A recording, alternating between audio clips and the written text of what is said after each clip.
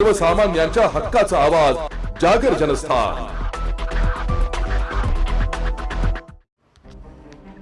शिरपूर ते निघालेल्या मूक मोर्चा दरम्यान जमावाने पोलिसांवर हल्ला केलाय। शिरपूर तालुक्यात 8 वर्ष चिमुकल्यावर स्वातंत्र्यदिनी झालेल्या लैंगिक अत्याचाराच्या निषेधार्थ आज आदिवासी समाजाच्या वतीने शिरपूर येथे मूक मोर्चा काढण्यात आला होता। मोर्चा शांततेत पार पडला असून शेवटी विविध मागण्यांची निवेदन पोलीस उपविभागीय अधिकारी सुनील गोसावी यांना सादर करून मोर्चाची सांगता करण्यात आली। तथापि निवेदन दिल्यानंतर काही तरुण अचानक शिरपूर शहरातील गुजराती कॉम्प्लेक्स जवळ जमले आणि रस्ता रोको आंदोलन सुरू केले। या घटनेमुळे परिसरात तणावाचे वातावरण निर्माण झालं।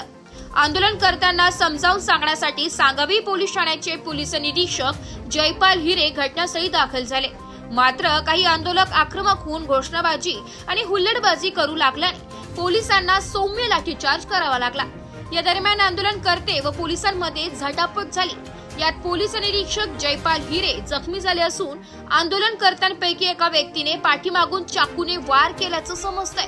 जखमी पोलीस निरीक्षक जयपाल हिरे यांना तातडीने शिरपूर शहरातील एका खासगी रुग्णालयात दाखल करण्यात आले असून त्यांच्यावर उपचार सुरू आहेत।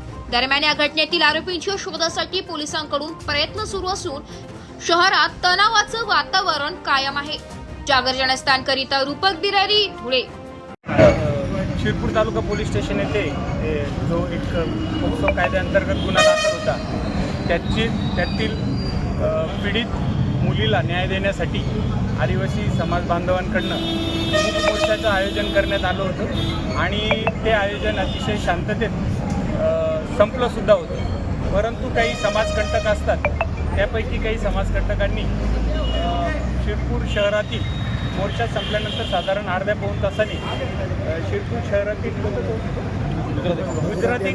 गुजराती कॉम्प्लेक्स या चौकामध्ये साधारण अर्ध्या तासापासून सर्व ट्रॅफिक जाम करून नागरिकांना आणि सर्वांनाच त्रास होईल अशा पद्धतीचं वर्तन सुरू केलं होतं। तसंच जागेवरच फाशी द्या अशा पद्धतीच्या काही ज्या कायदेशीर मागण्या नाहीत अशा मागण्या करून आणि कायदा व सुव्यवस्था शांतता भंग करण्याचा प्रयत्न केला होता।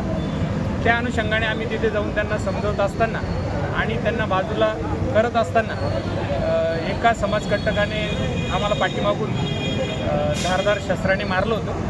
त्याच्यात छोटीशी जखम झाली आणि ते वैद्यकीय उपचार घेऊन आता आम्ही व्यवस्थित आहोत। कोणी अफवा पसरू नका, सर्व कार्यक्रम शांततेत झाला आहे आणि शिरपूर शहरामध्ये शांतता आहे। आपण सर्वांनी शांतता ठेवावी आणि कोणत्याही अफवांवर विश्वास ठेवू नये। धन्यवाद।